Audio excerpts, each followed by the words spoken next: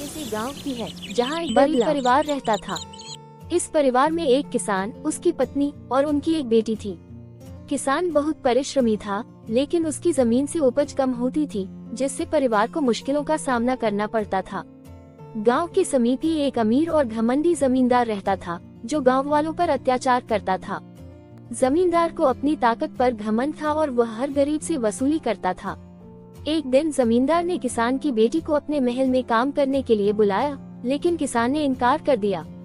इस पर जमींदार गुस्से में आ गया और किसान की जमीन छीनने का आदेश दे दिया। हालत और बिगड़ने किसान और उसका परिवार हार नहीं मानी।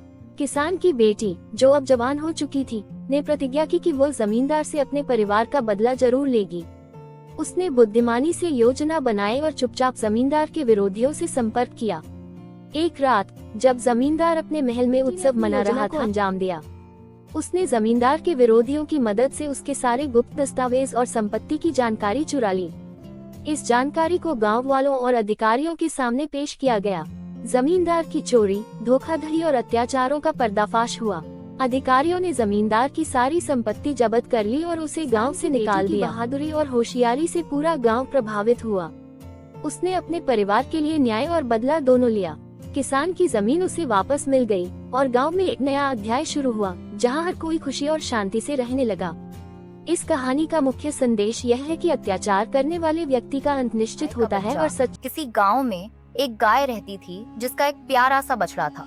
गाय और बछड़ा दोनों गांव के लोगों के प्रिय थे, क्योंकि गाय रोज सभी के लिए दूध देती थी और बछड़ा गांव के बच्चों के साथ खेलता था। गाय और उसका बछड़ा मिलकर अपना जीवन खुशहाल तरीके से बिता रहे थे। एक दिन जंगल का एक बाघ गांव के पास आया। वह बहुत भूखा था और खाने की तलाश में था। जब उसने गांव की गाय और उसके बछड़े को देखा, तो उसकी नजर उस मासूम बछड़े पर पड़ी। बाघ ने सोचा, यह बछड़ा मेरा भोजन बनेगा। वह धीरे धीरे छिपते हुए गाय और बछड़े के पास आया। बछड़ा खेल में मग्न था और गाय घास चरने में व्यस्त थी। तभी बाघ ने बछड़े की ओर झपटने की कोशिश की, लेकिन अचानक गाय ने बाघ को देख लिया। गाय को अपनी संतान की जान की परवाह थी, इसलिए वह तुरंत बाघ के सामने खड़ी हो गई। गाय ने बाघ से कहा, मेरे बच्चे को छोड़ दो, तुम्हें जो चाहिए वो मैं दे दूंगी, लेकिन मेरे बच्चे की जान मत लो। बाघ ने गुस्से से कहा, मुझे बहुत भूख लगी है और मैं तुम्हारे बच्चे को नहीं छोड़ूंगा। लेकिन गाय ने हार नहीं मानी। उसने बाघ से कहा, अगर तुम मेरे बच्चे की जान छोड़ दो तो मैं तुम्हें रोज दूध दूंगी, जिससे तुम्हारी भूख मिट सकेगी। बाघ थोड़ा सोच में पड़ गया। उसने सोचा कि रोज दूध मिलने से उसे रोज शिकार करने की जरूरत नहीं पड़ेगी और उसका पेट भी भर जाएगा। इसलिए उसने गाय का प्रस्ताव मान लिया और बछड़े को छोड़ दिया और गाय उसे दूध पिलाती। धीरे धीरे बाघ और गाय के बीच एक अनोखा रिश्ता बन गया। बछड़ा भी बाघ से डरना बंद कर चुका था। बछड़ा और बाघ अब दोस्त बन गए थे और बाघ बछड़े को खेलते हुए देखता था।